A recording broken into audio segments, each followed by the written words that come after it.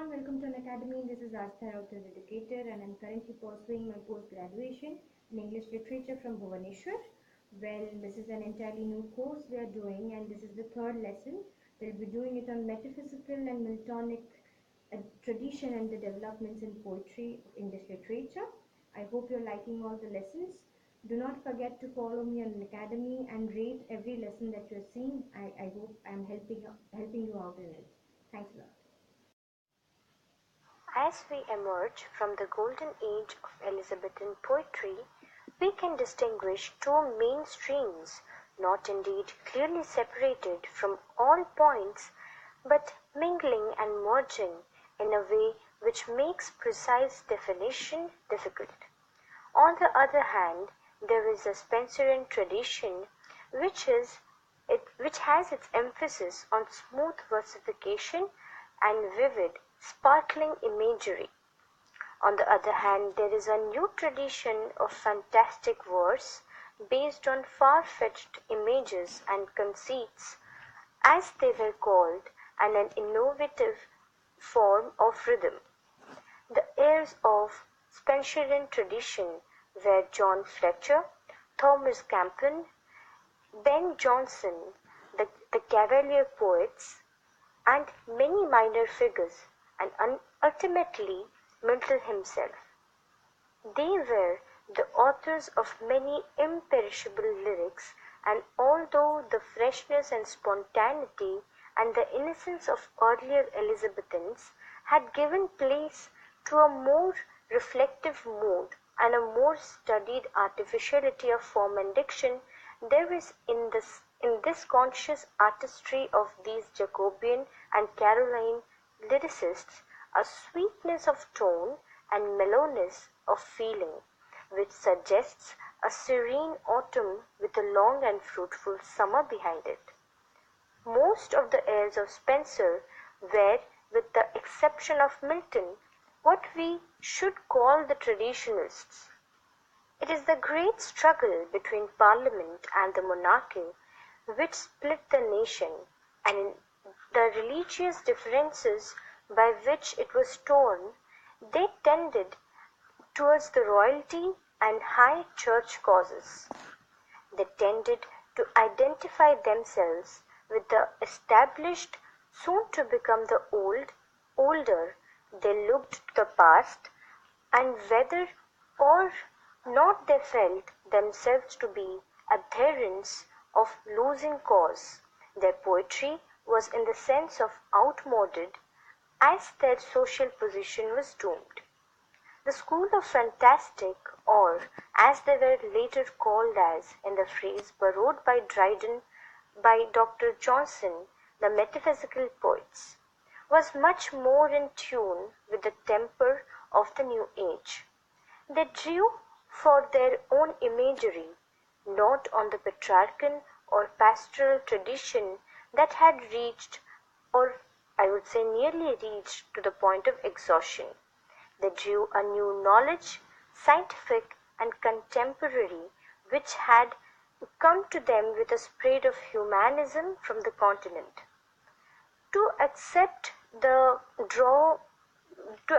it, they drew a close parallel between the poetic and the social with the political revolutions of the early 17th century.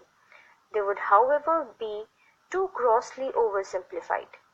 To say, for instance, that Donne was a contemporary poet, indeed a poet before his time, in this sense in which Johnson was not, is simply that he was a leader in the poetic revolution. It is not to imply that he was, from a religious or political standpoint, a revolutionary. However, there is a plenty of fantasticating, plenty of reference to the new scientific humanism in Johnson's dramas. Well, again, Herbert and the other Donne's immediate heirs were traditionalists in religion. They were not reformers as Milton was. We realize in short that oversimplify the history of literature is to ignore the capacity of individuals for denying classicism or classification and for the refusing to remain consistently within the categories invented by historians. Nevertheless, it remains broadly true that all the beginning of 17th century the school of Spencer represented a departing order, while that of Donne looked forward to the future. What was the nature of poetic resolution heralded by Donne? Donne is sometimes written of as if he shot like a comet across the literary sky, unannounced and completely unpredicted. One-man revolutions, in fact, probably never occur. The fantastic style of writing was very much in the air during the last decade of the 16th century, and it offered something new in contrast to the Spenserian smoothness and regularity. Now that we have an idea about the metaphysical tradition and its development, we would now come to the Miltonic tradition and the development of that. So before the arrival of Milton on the scene, there was no major non-dramatic poet after Spenser and Donne. However, they were a host of minor poets who reached a general high standard of excellence in the form, but they had nothing very original to say. As a traditionalist, Milton revived the Elizabethan values. In the 19th century, Matthew Arnold praised Milton for his lofty neoclassical style, which he regarded as a bulwark against the vulgarity.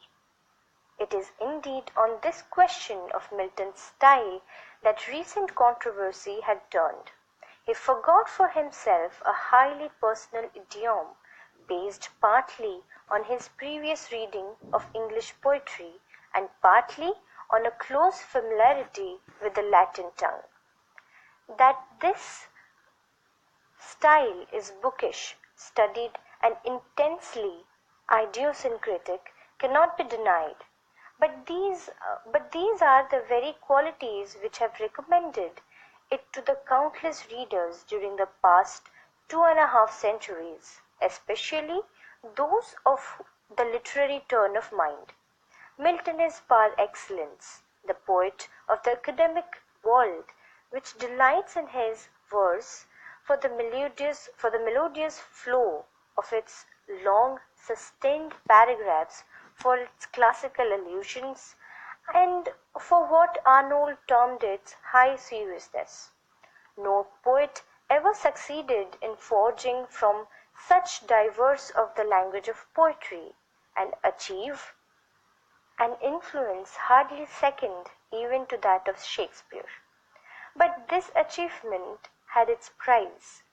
Milton banished from his own and from much of the most admired English poetry after this time the natural rhythm of common speech. There is very little in the whole body of his poems which sounds like the direct utterance of spontaneous feeling, while throughout the century which followed his death the style of official English poetry was hardening into artificial idiom divorced from natural speech. Sincere poetic feeling was obliged to discover for itself new directions and rediscover forms and accents overlooked by Milton and his imitators. As an experimentalist, Milton is a great stylist. He employs a specific language in Paradise Lost, which is remarkable for its sustained dignity, I would say.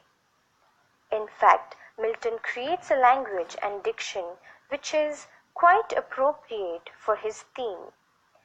In this respect, he is quite different from Wordsworth, who was of the opinion that there is no essential language, or there is no essential difference between the language of prose and the language of poetry. He believed that natural language could be applied to a suitable theme instead of creating a special type of diction. Milton is at all times the language of a special art, and not of natural expression of feeling. He is called the master of grand style, which implies that Milton created a special and elaborate type of language of poetry. Some critics have criticized the language of Paradise Lost, and according to them, his language is no language at all. It is not true that the literary language is always a spoken language. The prose works of Dr. Johnson is not spoken language. Sir Thompson Browne's language is eccentric, which is quite unfamiliar to the ear. Same in the case of the style and diction of the Milton as well.